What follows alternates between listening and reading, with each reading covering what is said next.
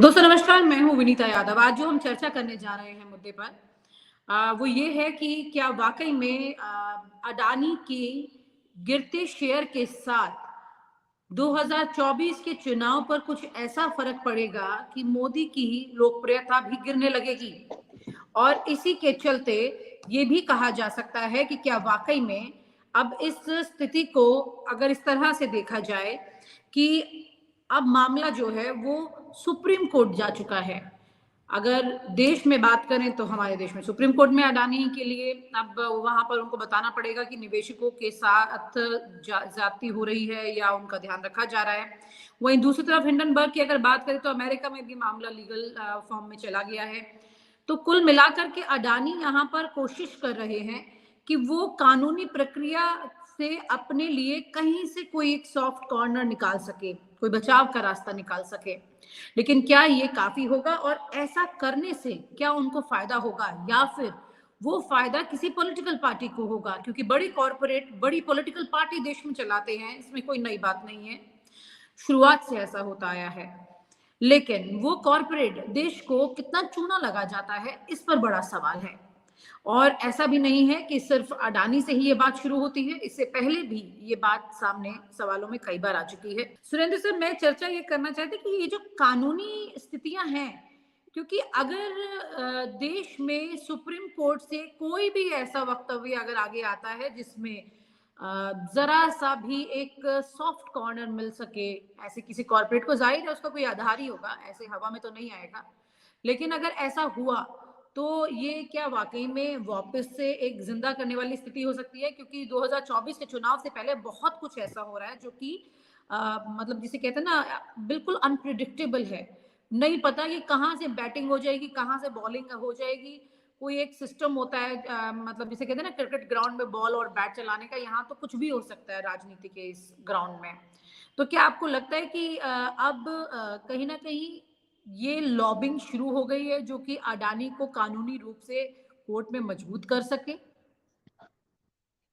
देखिए, Adani is a creation of the government और जो हमारे क्रिएशन है तो जाहिर है हम उसकी मदद हर स्तर पर करेंगे। और जो हमने देखा कि एक सरकार ने उसको बचाने के लिए राज्यसभा और लोकसभा में सारी सीमाएं पार कर या पूरे देश को अचंभित करते हुए इस मुद्दे पर कोई जवाब नहीं दिया। वैसे सामान्य परंपरा ये है, संसद में जब कोई सवाल पूछा जाता है, किसी भी चीज पर बहस होती है, तो उसका पॉइंट वाइज रिप्लाई दिया जाता है कि हमने ये किया ये किया। सरकार ने कहा नहीं, हमने कुछ नहीं किया क्योंकि हम आप इस बात का जवाब देना जरूरी नहीं समझते। अगर सरकार ये कहती कि नहीं हमने किया, आप लोग गलत करें, तब बात अलग थी। सरकार ने कहा नो नो, आपको हम बिल्कुल कुछ समझते नहीं हैं और इसलिए हम आपको कोई जवाब नहीं देंगे। उस दिन कई बातें ऐसी हुई जिन पर चर्चा नहीं हुई।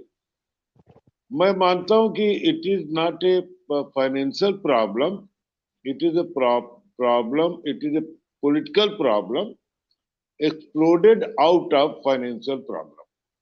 अब वो पॉलिटिकल प्रॉब्लम हो गई है कि अगर देश के करोड़ों लोग शेयर मार्केट पर लूट रहे हो और सरकार ये कहे कि ना हम इस पर चर्चा ही नहीं करेंगे, आपको नोटिस ही नहीं लेंगे, तो फिर बड़ी दिक्कत हो जाएगी। और यहां तक उस दिन कह दिया, जिस पर मैं जानबूझ कर उसका उल्लेख कर रहा हूं, कि उन्होंने कहा कि ये जो अखबारों की सुर्खियां हैं इनसे हम नहीं हैं और जो टीवी के चेहरे इनसे भी हम नहीं। तो मैं सोच रहा था कि भाई इन गोदी मीडिया वालों को तो चुल्लू व पानी में डूबना चाहिए। अब जो दूसरा मुद्दा जो आपने छेड़ा और जिसकी जितना मुझे मालूम है कि शायद कमेटी बनाने के लिए नाम वाम मांगे गए हैं।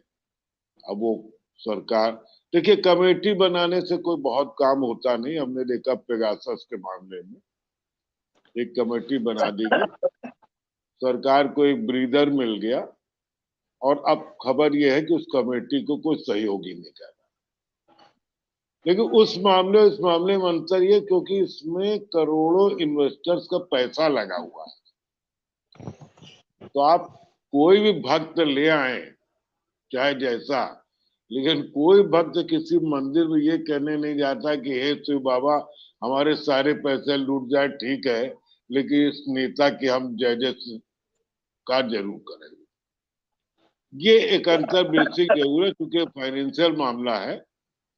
तो अल्टीमेटली जब शेयर और टूटेंगे, और रोज ही गिर रहे हैं शेयर्स, और अभी तक जो हिंडनबर्ग की रिपोर्ट है उसका कोई जवाब नहीं दिया गया है, और जवाब तो अल्टीमेटली ये, और जो हमारे पास सेबी है वो ऐसे बिहेव कर रहे हैं जैसे कोई प्राइमरी स्कूल का शिक्षक कह देता है। उससे पूछा जाता है कि बताओ धनुष किसने तोड़ा स्कूल में बच्चे से, तो प्राइमरी शिक्षक कह देता है कि नहीं नहीं, ये बदमाश इसी ने तोड़ा होगा, ये लड़के पढ़ते लिखते नहीं है, इनको हम आगे पीछे बताएंगे कि धनुष कैसे टूटता है, आप जाइए हम इनको ठीक कर लेंगे। इस तरह की बातें अर्थव्यवस्था में नहीं चल सकती। अब मुझे लगता है कि काफी इसमें सरकार कोशिश तो करेगी, लेकिन आगे पीछे टाइम कितना लगे, क्यों मनी इन्वॉल्व। अगर पैसा इन्वॉल्व नहीं होता तो सारे वक्त काम में आ जाते। सुरेंद्र सर, यहाँ पर अगर हम बात करें, जितने बड़े अमाउंट की चर्चा हो रही है, $100 बिलियन, ये हिसाब किताब भी लगाया है एक अखबार ने इसका कि 8 महीने तक पाकिस्तान बैठ के खाना खा लेता इतने पैसे में जितना ये डूब गया इनका। तो हमारे देश में भी तो इसका हिसाब लगाया जा सकता था ना, जितना पैसा इनका डूबा और इनके थ्रू लोगों का डूब गया, और वो भी उस वक्त में जब रघुराम राजन जैसे अर्थशास्त्री ये कहते हैं कि 2023 जो है वो रिसेशन का दौर है, जिस वक्त में लोगों को अब नौकरी की, पैसे की, इन सब चीज़ों की ज़्यादा ज़रूरत पड़ने वाली है। उस वक्त में वो, अभी लोगों को शायद ये समझ नहीं आ रहा है, अडानी सिर्फ एक खबर है, अडानी इस वक्त सिर्फ एक न्यूज़ है कि इतने $100 बिलियन डूब गए, उनके शेयर मार्केट डाउन हो गई। लेकिन बहुत बड़ी तादाद में इस 140 करोड़ की जनसंख्या के देश में जो लोग हैं, कितने लोगों पर कितना और कैसा असर पड़ेगा, आप अगर इसको थोड़ा समझाएं तो मेरे ख्याल से लोगों को वो थोड़ी क्लैरिटी आनी शुरू हो जाएगी इस बात को लेकर कि एक्चुअली ये बात उनकी जीवन से किस कदर जुड़ी हुई है। क्योंकि लोग अब ये समझ रहे हैं कि वो इंटरनेशनल लॉबी उनके पीछे पड़ गई और उनको दबाना चाहती है। देखिए, इसमें दबाने और बचाने का कोई सिलसिला नहीं, बचाने का तो है। ये जितने इसका जो मतलब जो असली ब्लीडिंग आपको देखने में अभी टाइम लगेगा, क्योंकि अभी तो देखिए पिछले क्वार्टर से रिजल्ट आ रहे हैं इधर, तो शेयर मार्केट पर उतना बड़ा असर आपको सेंसेक्स और निफ्टी में नहीं दिखाई पड़ रहा है। जो मैं समझता हूँ कि अडानी के शेयर्स इतना गिरने पर बहुत ज्यादा दिखाई पड़ना चाहिए था। दूसरा, जब चूंकि इनका सारा बिजनेस जो है अडानी का जो फ्रॉड कहिए या मैनिपुलेशन कहिए, सब विदेशों का ही है, और इनका जो एक बॉन्ड है उसकी यील्ड लगातार घटती जा रही है। और वो यील्ड, विदेशों में ये नियम है कि अगर 60% से नीचे वो यील्ड आ जाएगी तो जो भी इन्वेस्टर है वो बॉन्ड इशू करने वाले पर मुकदमा भी कर सकता है। हमारे यहाँ नहीं है नियम, तो वो स्थिति आ सकती, क्योंकि जो शेयर्स है उनका टूटना बंद नहीं है। जितनी इंटरनेशनल एजेंसीज हैं जो इस बिजनेस को मॉनिटर करती हैं, स्पेशली बॉन्ड और जो भी है, क्योंकि अडानी का जो बिजनेस है उसकी शेयर जो है पूरे दुनिया में खरीदे और बेचे जाते हैं, ऐसा नहीं कि कुछ इंडिया में ही होता है। तो इंडिया में तो मान लीजिए कि आपके पास एक तोता टाइप कोई सेबी है, आप उससे कह देंगे चलो जांच करो, लेकिन जो जो पूरी दुनिया में जो दूसरे लोग बैठे हुए हैं, चाहे ब्लूमबर्ग हो, चाहे वो स्विट्जरलैंड की कंपनी हो या अमेरिका की कंपनी हो, मैं नाम इससे भूल रहा हूँ, जो सारी क्रेडिट रेटिंग ये सब करते हैं, अगर वो आपकी क्रेडिट रेटिंग आपके अगेंस्ट करते जाते हैं कि आपका कामकाज ठीक नहीं है, तो शेयर मार्केट के बारे में कहावत है कि यहाँ धूप तेज निकल जाए तो भी शेयर गिर सकते हो, पानी बरस जाए तो भी शेयर, मतलब सिर्फ एक बात पर कितना शेयर मार्केट गिर जाएगा कोई कह नहीं सकता।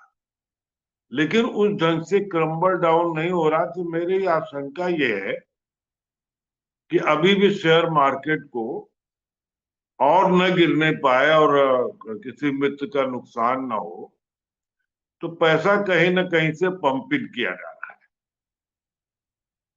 और उसके भरोसे पर। अच्छा, दूसरा जो अडानी के शेयर, उसमें तो मोस्टली पैसा इन प्रमोटर्स का ही लगा हुआ है, कहने के लिए रिटेल और दूसरे लोग हैं। तब भी वो जब लगातार लोअर सर्किट पर चल रहे हैं 5% के, तो ये खतरनाक बात है। एक बड़ी बात कही साहब, विंबलडन की कोई क्रेडिबिलिटी नहीं, और वो आरएसएस ने जो अपने अखबार में लिखा, भाई कांग्रेस या विपक्ष यही तो कह रहा है ना कि भाई आप जांच करा दी, हम कहते मेरा 100% सब गलत है। तो अपने लाला को, सेठ को जल्दी से उबार लीजिए, सेठ को और क्यों फंसा रहे हैं भाई? अगर वो आपके लिए इतना अब इम्पोर्टेंट तो है, देखिए चुनाव है इस पूरे 23 में, पैसा चाहिए, और अगर किसी सेठ के धंधे में नुकसान हो रहा है तो पैसा तो नहीं आएगा, और पैसा नहीं आएगा तो कैसे फिर चुनाव लड़ा जाएगा? क्योंकि अब चुनाव के लिए पैसा पार्टी नहीं इकट्ठा करती, वो कहीं ना कहीं किसी न किसी हाउस से ही आता है, चाहे वो बीजेपी हो चाहे दूसरी पार्टी हो, क्योंकि वो थोड़े चंदे से कोई काम नहीं चलता है। हम लोग अक्सर चर्चा करते हैं कि साहब वो इलेक्शन बॉन्ड में इतना पैसा है। इलेक्शन बॉन्ड एक बहुत छोटा मुद्दा है। जब 600-700 पार्टी ऑफिसेस के लिए पैसा आ रहा है, चुनाव में पानी की तरह बह रहा है, ब्रांडिंग में पैसा खर्च हो रहा है, सरकारी स्तर पर छोड़ करके जो खर्च हो रहा है, तो जाहिर कहीं से पैसा आ रहा है, और पैसा जाहिर है वही दे रहा है जिसको कोई फायदा हो रहा है। कोई भी बिजनेसमैन बगैर फायदे के कोई पैसा नहीं देता है। वो जमाना चला गया जब 2-4 बिजनेसमैन ऐसे थे अंग्रेजों के जमाने में कि वो महात्मा गांधी उनके घर पर जाके रुकते थे, और एक ये था कि भाई राष्ट्र की बात है तो उनको सपोर्ट भी करते थे वो लोग। अब वो नहीं जमाना है। अब राष्ट्र माने ये है कि हम किसको बचा सकते हैं, किसको डुबो सकते हैं। तो मुझे तो लगता है कि अगर सेठ को बचाना ही है तो सबसे अच्छा है कि पूरी जांच करा करके, और सरकार ये कह दे कि Wimbledon is fraud company Hindenburg, और जो इसने आरोप लगाए गलत है, फिर विपक्ष आगे देखेगा। लेकिन अगर उससे बच रहे हैं तो जाहिर है कहीं ना कहीं कुछ घपला है। और बार बार कहा जाता है दूध अलग हो जाएगा, पर दूध का दूध और पानी का पानी अलग हो जाएगा। यहाँ तो विनीता स्थिति है कि दूध है ही नहीं, पानी ही पानी है। अब उसमें कितना दूध मिला करके उसमें सफेदी लाई जाएगी, ये एक समस्या है। जी तो सर। मुझे लगता है कि ये एक प्रयास जो कमेटी का है, वो शुरुआत तो कहीं ना कहीं करनी पड़ेगी, लेकिन वो एक्चुअली उस सेठ को बचाने के लिए है, और हो सकता है कभी कभी बचाने के लिए कार्रवाई की जाती है, लेकिन इसमें भी अगर जो भी कमेटी बने कुछ तो जवाब देगी।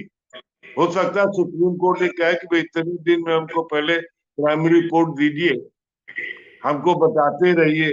कभी कभी सुप्रीम कोर्ट इस ढंग की बातें करती है, तो हो सकता है कि इस अंबानी अडानी वाले मामले में कुछ हल निकल के आए। बाकी तो देखिए ये जो शेयर मार्केट में जो नुकसान होगा, ये हमारी अर्थव्यवस्था को, या एफडीआई फंडिंग में, भाई अगर जो किसी कंपनी की ये स्थिति हो जाएगी, तो जो विदेशी लोग पैसा हमारे यहाँ लगाते हैं कि यहाँ ज्यादा मिलेगा बैंक से, वो पैसा लगाना बंद कर दें कि यार यहाँ तो पता ही नहीं कि कौन किसका पैसा लगा रहा, अपना ही पैसा घूम घुमा करके अपने शेयर में लगाया जा रहा। वो लॉन्ग रन में देश की अर्थव्यवस्था के लिए काफी खतरनाक हो सकता है। इस खतरे को मुझे लगता है सरकार को समझना चाहिए। आप हमसे जुड़े रहने के लिए सब्सक्राइब करें YouTube पर, फॉलो करें ट्विटर पर और लाइक करें Facebook पर।